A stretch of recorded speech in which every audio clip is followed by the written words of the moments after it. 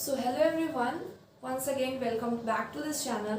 सो आज हम लोग इम्पॉर्टेंट क्वेश्चंस की डिस्कशन करेंगे क्लास 10th वाले लोग के लिए, क्योंकि उन लोग का बोर्ड एग्जाम बहुत पास आ रहा है।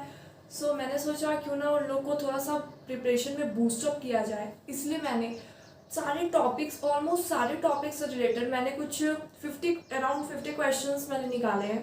उसको हम लोग डिस्कस करेंगे और उससे आपका कॉन्सेप्ट जो भी क्लैरिटी नहीं होगा वो भी क्लियर हो जाएगा। और अगर आपके पास सैम्पल पेपर करने का समय नहीं है या टाइम नहीं है, बचा है, रिवीजन करने में टाइम जा रहा है, so you can definitely watch this session. आप ये देख सकते हो कि आपने जो पढ़ रखा है उससे क्वेश्चन कैसे फ्रेम होते हैं, क्वेश्चन कैसे आते हैं, एप्लीकेशन बेस्ड क्वेश्चन भी आ रहे हैं बोर्ड एग्जाम में। लाइक पूछ देगा कि एड्रीनल ग्लैंड जो है उससे सीक्रेट होता है हार्मोन एड्रेनलिन। अब एप्लीकेशन बेस में पूछ देगा कि द बॉय, उसको फियर बहुत ज़्यादा आ रहा है तो इसमें कौन सा हार्मोन रिलीज होगा। तो एप्लीकेशन बेस्ड क्वेश्चन इस तरीके से आ रहे हैं बोर्ड एग्जाम में। सो चलिए सेशन को स्टार्ट करते हैं विदाउट एनी वेस्टिंग या फर्दर डिले। सो चलिए इंपॉर्टेंट क्वेश्चन हम लोग स्टार्ट करें। सो पहला क्वेश्चन मैं लूँ, what happens when egg is not fertilized. जब एग ओवम जो है वो फर्टिलाइज नहीं करेगा तो क्या होगा। सो मेंस्ट्रुअल साइकिल का नाम सुने होंगे आप लोग, उसका पूरा प्रोसेस आप लोगों ने बता देना है। इसका क्या आंसर बेसिकली हो सकता है, menstrual cycle. So what happen when egg is not fertilized, menstrual cycle. अगर एक मार्क्स में है तो मेंस्ट्रुअल साइकिल सिर्फ लिख दो। 3 से 4 नंबर में अगर पूछ रहा है तो उसका पूरा प्रोसेस डिस्क्राइब कर दो कि मेंस्ट्रुअल साइकिल कैसे होता है, क्या क्या होता है। ठीक है। दूसरा question, from where embryo gets nutrition from mother's blood। from where embryo gets nutrition from mother's blood, यानी कि जो एम्ब्रियो है, आप लोगों ने पढ़ा होगा sperm ovum fertilize together to form zygote, और जाइगोट का फर्दर डिवीजन होता है तो बनता है एम्ब्रियो। तो एम्ब्रियो जो बनता है उसको न्यूट्रिशन कहाँ से मिलता है, प्लेसेंटा। क्लिक किया ना माइंड में, प्लेसेंटा क्या होता है। सो देखो, प्लेसेंटा ना केवल न्यूट्रिशन प्रोवाइड करता है एम्ब्रियो को, बल्कि उसका सारा वेस्ट प्रोडक्ट को भी रिमूव करने के लिए हेल्प करता है। तो दो इसका चीजें याद रखना, प्लेसेंटा जो है पहले तो न्यूट्रिशन प्रोवाइड करेगा एम्ब्रियो को, जो डेवलपिंग एम्ब्रियो है, लेकिन उसके साथ साथ वो वेस्ट प्रोडक्ट जो होगा उसके भी रिमूवल में काम करता है। सो दो चीजें आपको क्लियर हो गई। सो दो क्वेश्चन हम लोगों ने देख लिया। हम लोग बेसिकली इस सेशन में 25 क्वेश्चन डिस्कशन करेंगे एंड नेक्स्ट सेशन होगा उसमें 25 क्वेश्चन डिस्कस करेंगे। तो चलिए, how is a sperm genetically different from human egg या ओवम। अब इसमें क्या होता है, देखो, मेल में स्पर्म होता है और फीमेल में क्या होता है, ओवम होता है। देखो, तो मेल का जो क्रोमोसोम्स है वो कौन सा होता है, एक्स वाई। फीमेल का क्या होता है, एक्स एक्स। आप लोग पहले दो क्वेश्चन को रीड करिए, तीसरा क्वेश्चन मैं और अच्छे से डिस्क्राइब करना चाहती हूँ। आप लोगों ने लिखना है और रीड करना है। सो क्या आपने फर्स्ट और सेकंड क्वेश्चन लिख लिया है, कैन आई रेज इट।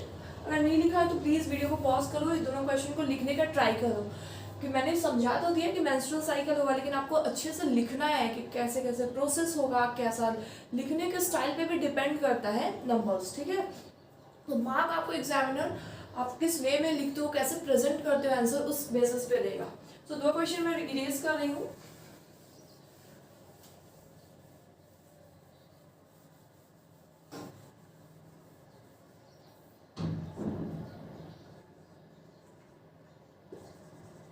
यहाँ पे क्वेश्चन थोड़ा सा इरेज हो गया। देखो, how is sperm genetically different from human egg या ओवा। बहुत सिंपल क्वेश्चन है।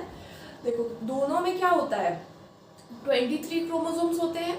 तो 23 क्रोमोसोम्स में 22 क्रोमोसोम्स जो होता है वो तो सारा सिमिलर होता है, लेकिन एक क्रोमोसोम्स क्या होता है, एक्स वाई हो जाता है मेल में और एक्स एक्स हो जाता है फीमेल में। तो यही डिफरेंस है इसमें। एक 1 मार्कर क्वेश्चन में आपको पूछ देगा, how the sperm genetically different from human egg या ओवा। तो आपने पूरा बता देना है कि मेल में होता है 23 chromosomes, both have 23 chromosomes, but male have XY chromosomes as a last pair chromosomes and female has XX chromosomes। ठीक है। अगर इसमें ये पूछ देगा कि सेक्स ऑफ बेबी को कौन से क्रोमोसोम से डिसाइड होता है, तो सेक्स ऑफ बेबी जो होता है वो फीमेल से कभी डिसाइड नहीं होता है। लोग फीमेल को कोसते हैं कि लड़की हो रही है, लड़का नहीं हो रहा है, तो ये बेसिकली रॉन्ग है, क्योंकि ये सारा प्रोसेस किससे सब किस पे डिपेंड करता है, तो मेल पे डिपेंड करता है। थर्ड क्वेश्चन हो गया। अगर समझ में नहीं आया और क्लैरिटी की जरूरत है सो प्लीज़ बताना और डिटेल में इसको समझा दूंगी। अभी बेसिकली हम लोग डिस्कस कर रहे हैं कि कैसे PYQs आते हैं, क्या आते हैं। इसमें उतना टाइम तो नहीं है कि पूरे एकदम अच्छे से मैं लिखना सिखाऊंगी और सारा कुछ, इसलिए मैंने बस शॉर्ट में बता देना है सारा। Role of cytokinin in plants hormone वाले में आप सेक्शन में पढ़े होंगे, साइटोकाइनिन हार्मोन, गिबरेलिन हार्मोन्स। तो उसमें साइटोकाइनिन का रोल क्या है? साइटो मतलब क्या होता है? सेल। काइनिन मतलब क्या होता है? Division. So basically role of cytokinin is cell division. Clear? 1 marks में क्वेश्चन MCQs में भी पूछ सकता है। What do you mean by law of dominance? आपने पढ़ा होगा law of dominance, law of independent assortment, law of segregation. तो लॉ ऑफ डोमिनेंस क्या होता है? ये तीनों लॉ को आपको अच्छे से पढ़ के जाना है, क्योंकि इन तीनों लॉ से क्वेश्चन फ्रेम हो जाते हैं कि what is law of dominance पूछ देगा, नेक्स्ट क्वेश्चन में अगर पूछ देगा what is law of segregation, तो ये सारी चीज़ें आपको पता होनी चाहिए। तो लॉ ऑफ डोमिनेंस क्या होता है? रिसेसिव ट्रेट, डोमिनेंट ट्रेट होता है। तो जो ट्रेट एक्सप्रेस कर पाता है डोमिनेंट वाला, उसको हम लोग बोलते हैं डोमिनेंट ट्रेट। वो एक्सप्रेस कर पाता है, तो यही क्या होता है? Law of dominance. Dominance express itself in the presence of recessive trait, so this called law of dominance. ये दोनों क्वेश्चन 5 क्वेश्चंस क्लियर हो गए। अब हम लोग बात कर रहे हैं explain the role of decomposers in environment. आपने पढ़ा होगा डिकम्पोजर्स का रोल, अगर ये ना हो तो क्या हो जाएगा? पूरा इकोसिस्टम डिसबैलेंस हो जाएगा, क्योंकि डिकम्पोजर्स एक बहुत ज़्यादा रोल प्ले करते हैं हमारे एनवायरनमेंट को क्लीन करने में और बाकी सारी चीज़ों में। इसका भी प्रोसेस आपने देख लेना है। अगर आपने इसमें आपको डाउट लग रहा है कि रोल ऑफ डिकम्पोजर्स मैंने थोड़ा भूल रही हूँ या लिखना में नहीं बन रहा है, तो आप प्लीज़ बुक में चेक करिए कि रोल ऑफ डिकम्पोजर्स वाले टॉपिक को एक बार फिर से ब्रशअप कीजिए, है ना। बहुत ही ईजी टॉपिक है रोल ऑफ डिकम्पोजर्स। मैंने बेसिक तो आपको बता दिया है, आपको आइडिया लग गया होगा। सो आप कैसे आंसर फ्रेम कर सकते हो ये देख लो। अब हम लोग बात करते हैं 7th question, differentiate between food chain and food web. Food chain क्या होता है, फूड वेब क्या होता है? फूड चेन क्या होता है? अगर एक सीक्वेंस फॉलो ग्रास से ग्रास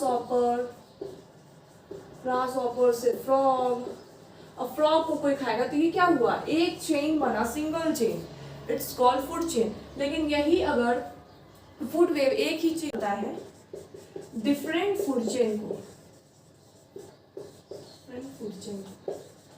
है ना।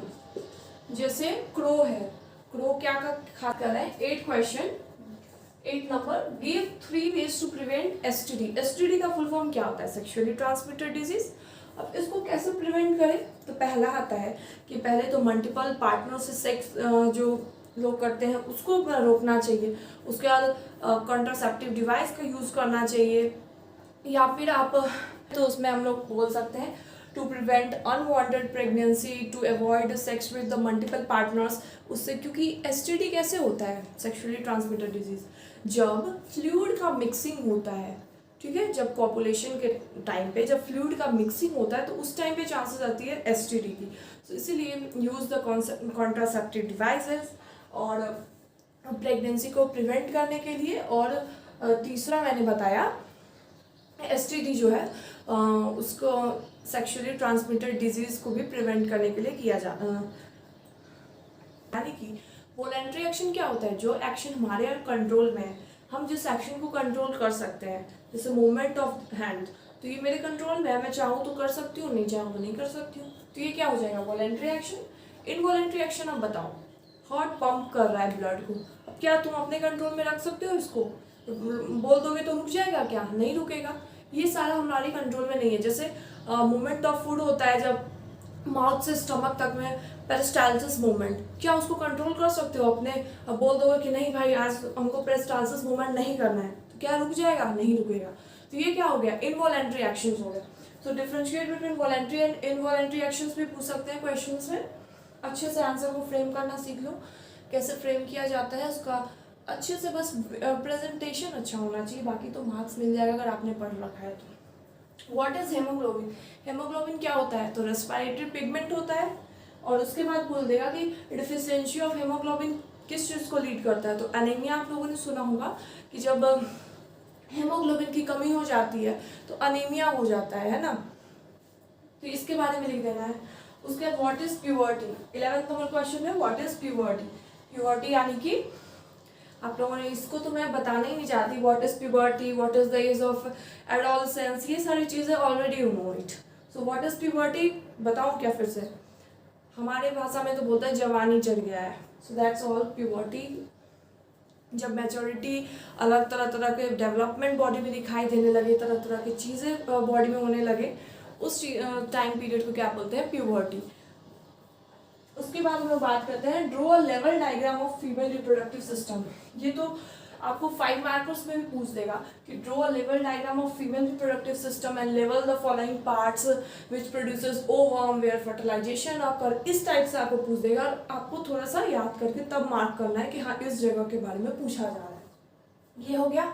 Mention components of blood. तो ब्लड का कौन सा कंपोनेंट्स होता है, तो 2 कंपोनेंट्स होते हैं। एक क्या होता है प्लाज्मा, एक क्या होता है कॉर्पसल्स, जिसमें क्या आता है आरबीसी आता है, डब्ल्यूबीसी आता है, प्लेटलेट्स आता है। सो बेसिकली हम लोगों ने कितने क्वेश्चन डिस्कस किए, अभी 13 क्वेश्चंस हो गए हैं। बाकी का मैं अभी और डिस्कस करती हूँ। 25 क्वेश्चंस पार्ट 1 में होगा, 25 क्वेश्चंस पार्ट 2 में होगा।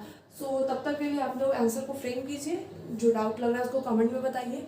बेसिकली आपका सारा टॉपिक जो है बायोलॉजी का वो मैं टच कर जाऊँगी और आपको एक टाइम से ब्रशअप हो जाएगा बोर्ड्स एग्जाम के लिए। सो डेफिनेटली आपको इस सेशन देखना चाहिए। और हम लोग बात करेंगे 14 नंबर क्वेश्चन से। सो चलिए बाकी का नेक्स्ट क्वेश्चन डिस्कस करते हैं। Question number 14, define ecosystem. Ecosystem क्या होता है, interaction between biotic and abiotic components. तो इसको एकदम अच्छे से लिखना है प्रेजेंट करके कि it is ecosystem is an interaction between living and non living components in the surroundings. Okay, define ecosystem done. उसका define pollination and its type. Pollination क्या होता है, पॉलिनेशन होता है transfer of pollen grains from anther, that is male part, to the stigma of flower, female part. So transfer of pollen grains from anther to stigma of flower is known as pollination. इस type से pollination क्या होता है, कितने तरीके का होता है, ये सारी चीज़ें आपको बतानी है इसमें।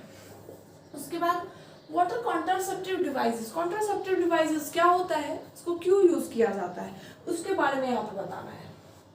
Question number 17, distinguish between self pollination and cross pollination. Self pollination मतलब क्या, सेल्फ पॉलिनेशन मतलब अगर transfer of pollen grains from anther to stigma हो रहा है सेम प्लांट में तो हो जाएगा सेल्फ पॉलिनेशन, और अगर two different plants are there then that is a cross pollination. So clear, अगर क्लियर नहीं हो पा रहा है मतलब आपका टॉपिक में थोड़ा ना थोड़ा कॉन्सेप्ट क्लियर नहीं है, सो बेसिकली आप जाके बुक्स को पढ़ो। अगर आप लोग इन सारे क्वेश्चंस के आंसर नहीं फ्रेम कर पा रहे हो या नहीं दे पा रहे हो, so definitely you should watch, या फिर आप ये एक काम करो एनसीईआरटी की बुक लो और जो टॉपिक से आपको क्वेश्चन नहीं बन रहा है, मैं यहाँ पे जो क्वेश्चन बता रही हूँ आप फ्रेम नहीं कर पा रहे हो, उस टॉपिक को एक बार रीड करो, उसके बाद कोशिश करो लिखने की, डेफिनेटली हो जाएगा। उसके बाद question number 18, what happens if testis of male boy are not able to descend into scrotum during embryonic development. देखो एम्ब्रियोनिक डेवलपमेंट में क्या होता है, टेस्टिस जो होता है male parts, male reproductive parts होता है टेस्टिस, वो क्या होता है, टेस्टिस जो होता है वो एम्ब्रियोनिक कंडीशन में डिसेंड करता है, मतलब बॉडी के बाहर आता है। बॉडी के बाहर ऐसा नहीं कि बस बाहर लटक जाता है घूमने लगता है, ऐसा नहीं बोल रही।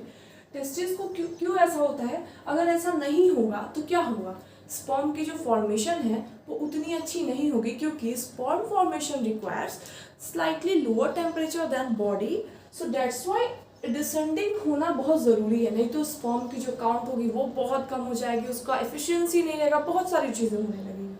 उसके बाद चलो 19 number, opening and closing of stomata is due to, आप लोगों ने पढ़ा होगा opening and closing of stomata, guard cells वगैरह पढ़े होंगे, उसके बारे में यहाँ पे लिखना है।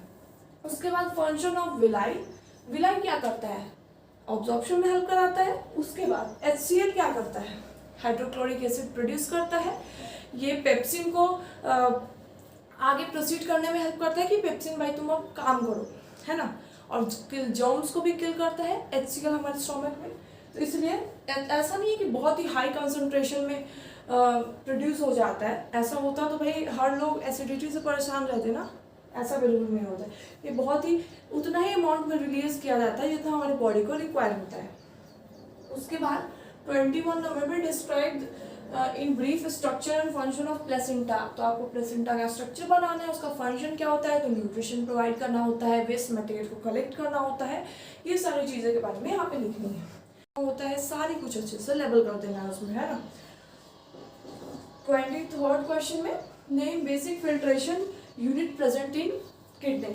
आपने नेफ्रॉन के बारे में पढ़ा होगा। Nephron is known as basic filtration unit present in kidney. 1 mark का क्वेश्चन था, इसमें 1 मार्क मिल सकता है।